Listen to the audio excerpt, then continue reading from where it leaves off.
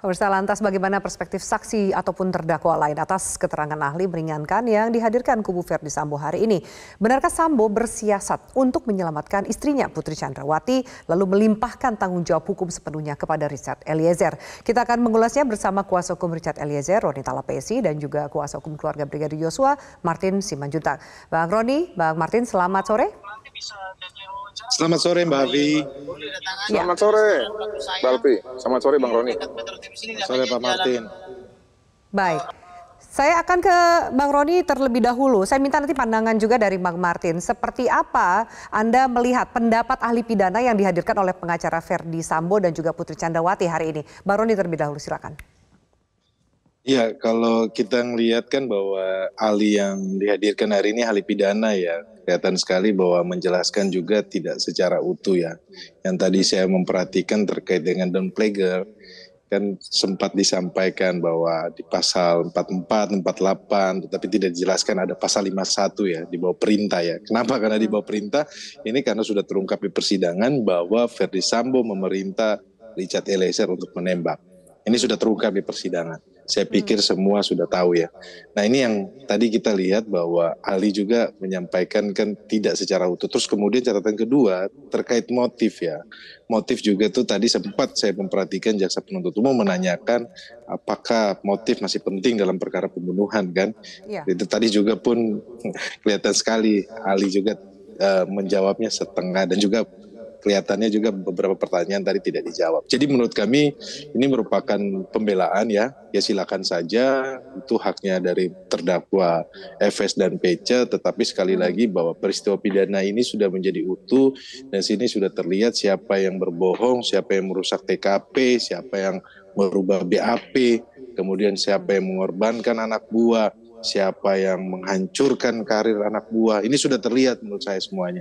Jadi menurut kami adalah sekarang fokus kami adalah ke pembelaan. Dan juga pun kalau tadi ahli menyinggung soal berkas dari Richard Eliezer, perlu diingat bahwa berkas Richard Eliezer dengan FS dan PC ini terpisah. Jadi keterangan ahli yang disampaikan terkait dengan klien saya itu tidak mempunyai nilai. Kenapa? Karena ini berkasnya terpisah. Tentunya hakim tidak akan ini menilai tersebut gitu kan. Tadi mereka coba saya lihat menyinggung lagi soal GC, coba juga untuk menyampaikan terkait dengan apa namanya downplayer.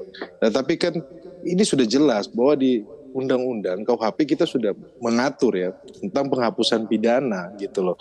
Jangan nanti fakta persidangannya Richard Eliezer ini memang sesuai dan baik, bagus, kemudian seolah-olah tidak rela bahwa Richard Eliezer ini untuk bebas. Nah ini kan juga pun nggak fair gitu loh.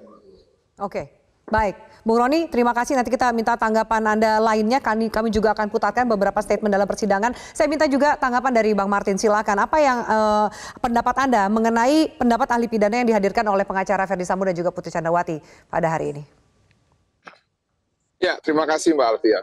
Tadi saya agak gelitik ya kalau tolak ukurnya orang yang punya riwayat emosi tidak boleh didakwa dengan pasal 340. Bagaimana cara mengukurnya gitu loh.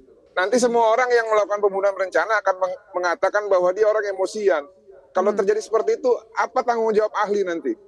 Jadi frasa dengan tenang itu tidak bisa dimaknai secara sempit seperti itu ya. Kemarin pakar kriminolog ya, apa sih kriminolog? Yaitu ilmu yang mengkaji mengenai perilaku tindak pidana melalui ilmu sosiologi dan ilmu hukum. Saya lebih percaya ya dalam mengungkap suatu niat ya ataupun offset gitu ya.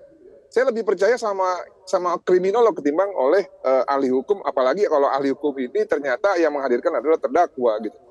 Jadi tidak bisa dipandang marah itu sudah pasti tidak bisa membuat rencana. Kemarin ahli kriminolog Pak Muhammad Mustafa mengatakan bahwa marahnya Verdi Sambo itu benar-benar marah dan tidak memasuki ataupun dikualifikasi pasal 340 apabila dia langsung melakukan penembakan pada saat di rumah Saguling.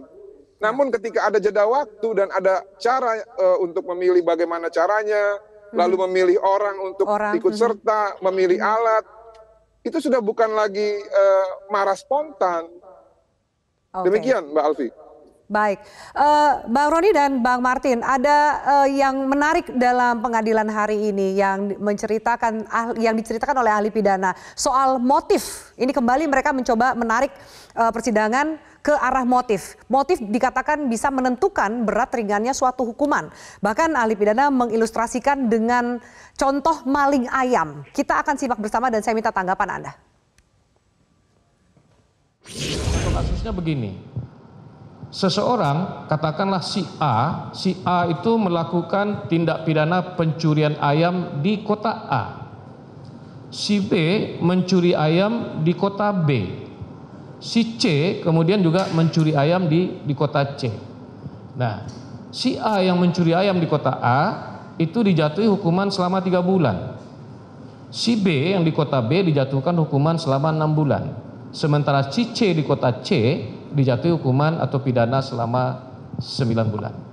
Nah, pertanyaannya, kenapa sebuah perilaku yang sama ya kok bisa dijatuhi pidana yang berbeda? Bahkan terjadi disparity of sentencing atau disparitas pemidanaan yang demikian besar antara satu perbuatan dengan perbuatan lain. Nah, dikatakan oleh Profesor Ahmad Ali yang membedakan adalah motifnya. Si A dijatuhi hukuman selama 3 bulan karena motifnya mencuri ayam itu adalah untuk membeli resep obat anaknya yang sedang sakit. Sedangkan si B yang mencuri ayam di kota B, mencuri ayam itu adalah disebabkan karena dia sudah berjanji dengan calon pacarnya untuk ditraktir atau menonton atau kemana, karena dia tidak punya uang, dicurinya ayam tetangga. Sehingga dengan demikian atas dasar motif itu dia dijatuhi hukuman selama 6 bulan. Tapi si C di kota C, dia mencuri ayam motifnya atau disebabkan karena dia sedang kecanduan, ketagihan narkotika. Nah, jadi dia mencuri ayam karena sedang ketagihan narkotika, maka itulah yang menjadi motif dia untuk mencuri ayam. Nah, dari gambaran atau ilustrasi kasus yang seperti ini, menurut pendapat saya motif itu sangat bermanfaat untuk menentukan berat ringannya pidana yang akan dijatuhkan di samping terkait dengan pembuktian unsur. Baik, Bang Roni dan Bang Martin, kalau kita ambil kesimpulannya tadi disampaikan oleh ahli bahwa motif menjadi penting. Analoginya seperti maling ayam. Jadi beda motif, beda juga hukumannya. Seperti apa Anda melihat? Apakah ini apple to apple dengan kasus yang dihadapi, Bang Roni? Iya, nggak apple to apple lah Mbak Afi. Ini pembunuhan berencana kok. Ini serius crime. Kalau ahli pidana yang sebelumnya menyampaikan ini bukan serius crime, buat kami ini adalah serius crime. Kenapa? Karena ini pembunuhan berencana yang menjadi sorot publik satu Indonesia ini kan. Kita lihat bagaimana awalnya rumitnya perkara ini, bagaimana rusaknya TKP, bagaimana menghilangkan barang bukti, bagaimana memerintahkan anak buahnya.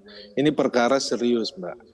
Nah, jadi buat kami bahwa terkait dengan pernyataan dari ahli yang dihadirkan, silakan saja.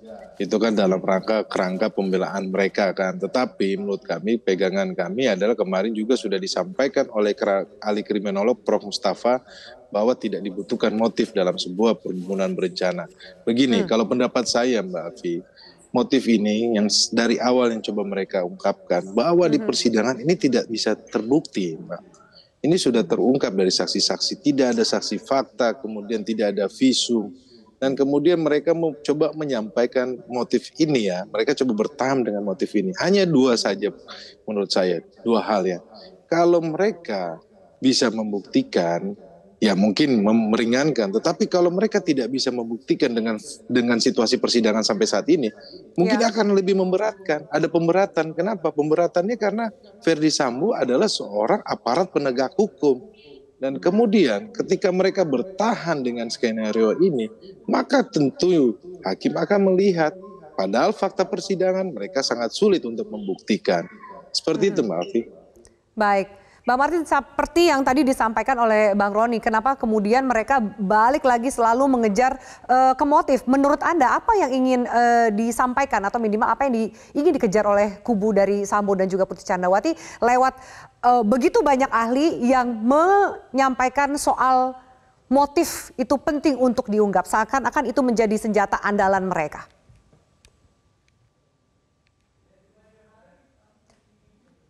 Bang Martin boleh diulang karena audio Anda belum dibuka, silakan. Sebenarnya pernyataan ahli ini bagus. Saya setuju memang dalam hal ini harus diungkap motif. Tapi bukan motif abal-abal ya. Kalau motif abal-abal kan klaim sepihak yang tidak bisa dipastikan kebenarannya. Nah kemarin ahli kriminolog Bapak Muhammad Mustafa sudah mengatakan motifnya dalam perkara ini sudah ada. Apa motifnya? Ya, informasi yang disampaikan oleh PC yang tidak bisa dibuktikan, yang membuat Verdi Sambo terprovokasi sehingga menyusun rencana untuk menghabisi nyawa Joshua. Nah, kalau tidak bisa dibuktikan berarti kan itu motif abal-abal gitu ya, dibangun atas dasar abal-abal. Nah, tapi motif yang tidak jelas ini apapun itu memicu kemarahan Verdi Sambo ya, sehingga marahnya Verdi Sambo membuat suatu rencana untuk membunuh secara berencana Joshua gitu loh. Ya. Nah, dalam hal ini saya pikir keahlian dari Bapak tadi itu membantu, sangat membantu sekali. Nah, tadi rekan saya Febri mengatakan jaksa tidak bisa mengungkap motif. Nah ini lagi-lagi nih keliru nih Febri, gagal paham. Saya bingung ini, dulu kuliah mungkin cuma sampai pagar dia nih. Baik, Bang Martin, soal jaksa tidak bisa mengungkapkan motif. Motifnya Bang pasti Martin, akan mohon maaf, memberatkan klien saya dia harus nanti. potong. Bang Martin, mohon maaf, kita akan memasuki kumandang azan maghrib. Kita lanjutkan diskusi ini sesaat lagi. Ya, baik. Saya minta tanggapan tadi, Bang Martin, Anda terputus saat menjelaskan, Anda membahas soal ketika dikatakan jaksa gagal membuktikan motif. Silakan dilanjutkan. Ya, makanya saya bingung sama rekan saya kenapa dia bisa dibilang gagal. Karena gini, saksi sudah lengkap. Ya, Eliezer yang pada saat peristiwa di Magelang itu ada mengatakan tidak ada kekerasan seksual.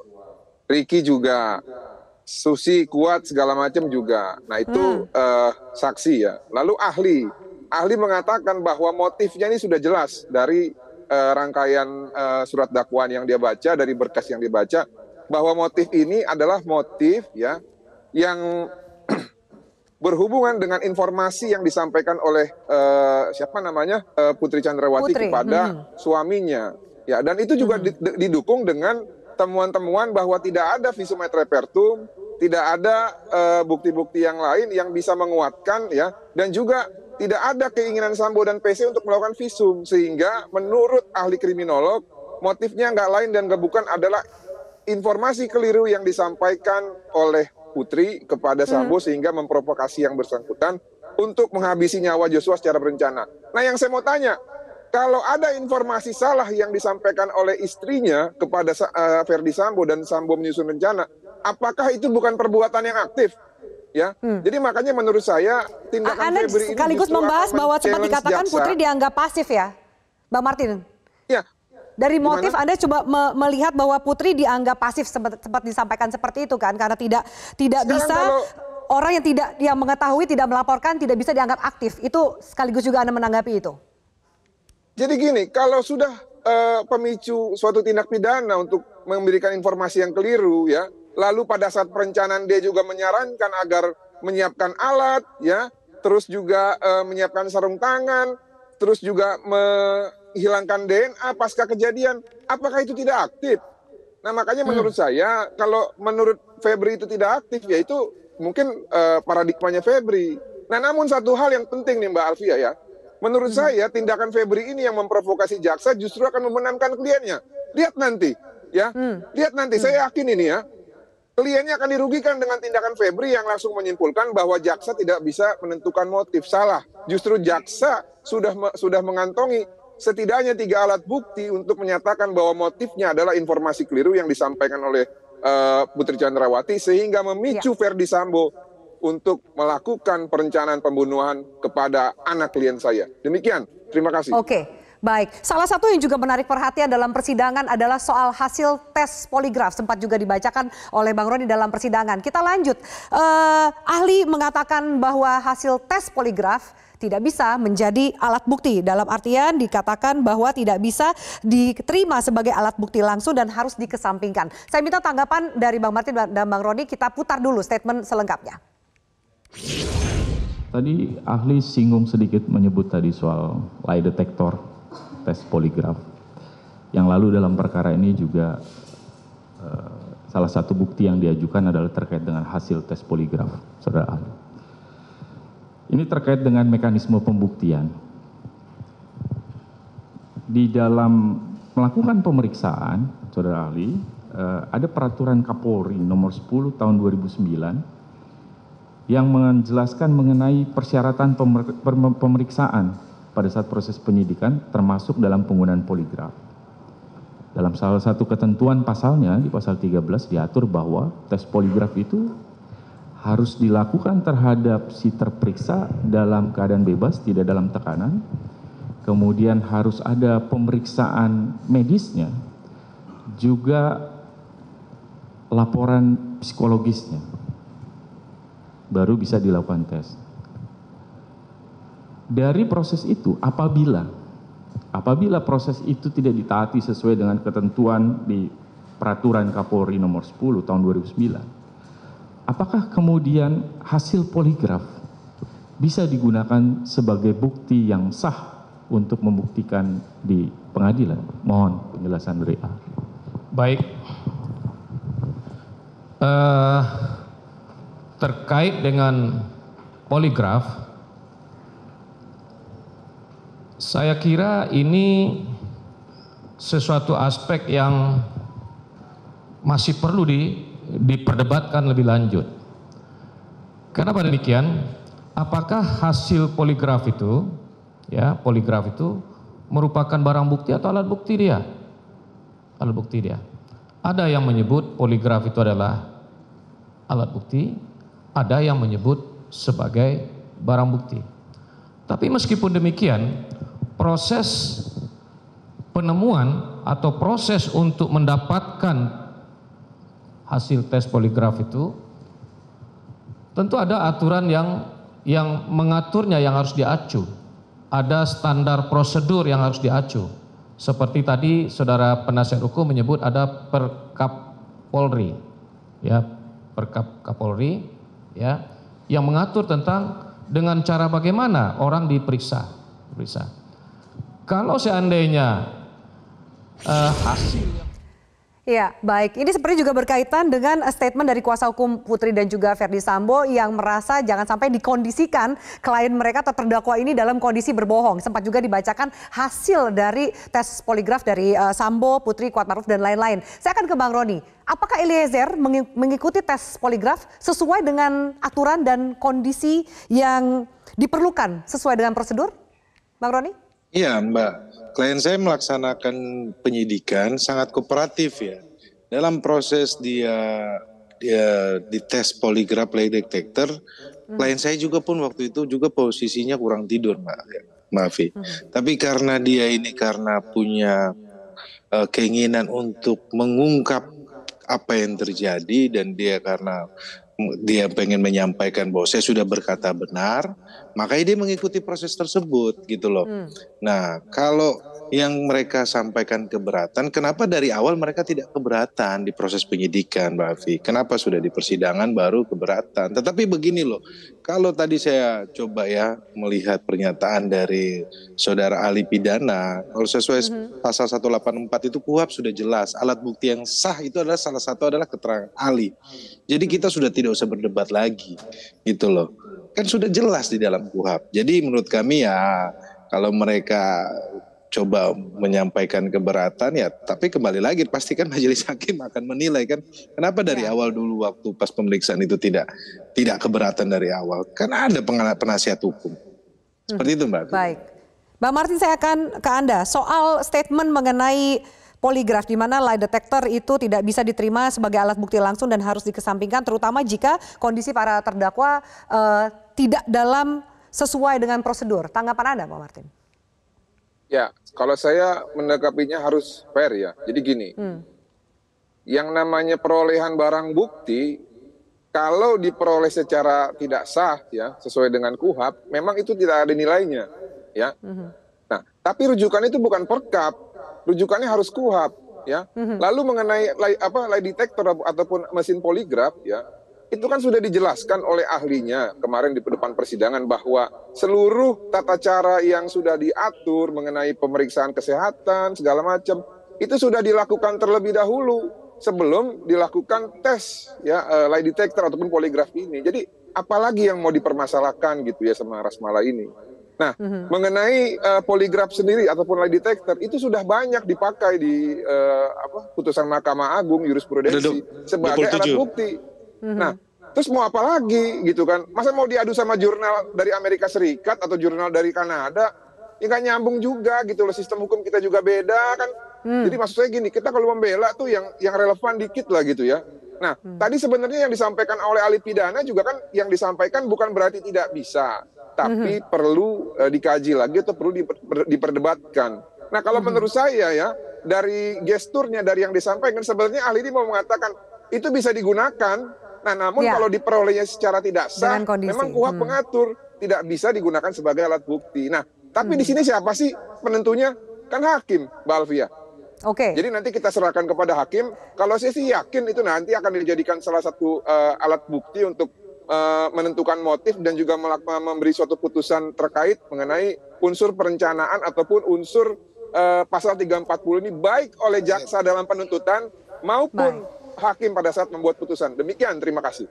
Baik, ketika kemudian kedua dari kuasa hukum nanti bergantung pada bagaimana putusan hakim dan kebijaksanaan dari hakim.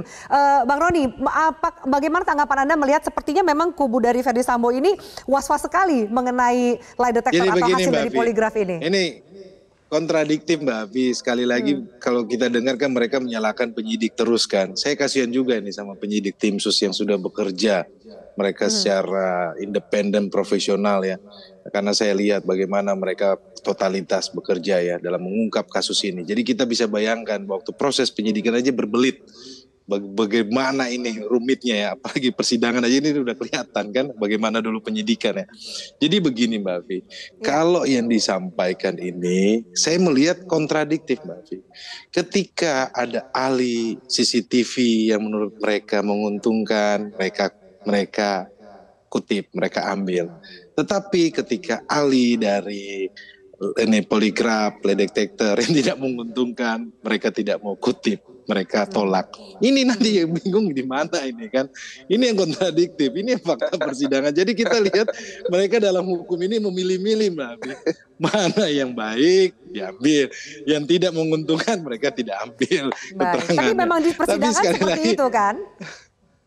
Ya, tetapi tentunya kan kita harus melakukan pembelaan itu kan berdasarkan fakta gitu loh. Harus berdasarkan konstruksi hukum. Jangan menyudutkan Richard Eliezer bilang dia berbohong. Padahal yang terbukti bahwa yang konsisten berbohong itu FS dan PC. Kemudian juga pun saudara Kuatmaruf rubah-rubah BAP. Kan sudah kelihatan di persidangan. Terus sekarang mereka coba membalikan situasi. Ya sudah. Kita lihat bagaimana perang narasi ahli di persidangan ini akan berujung seperti apa. Kita tunggu seperti apa pertimbangan dan juga vonis dari hakim. Terima kasih Bang Martin, Bang Roni atas diskusi kita di Prime Time News untuk malam hari ini.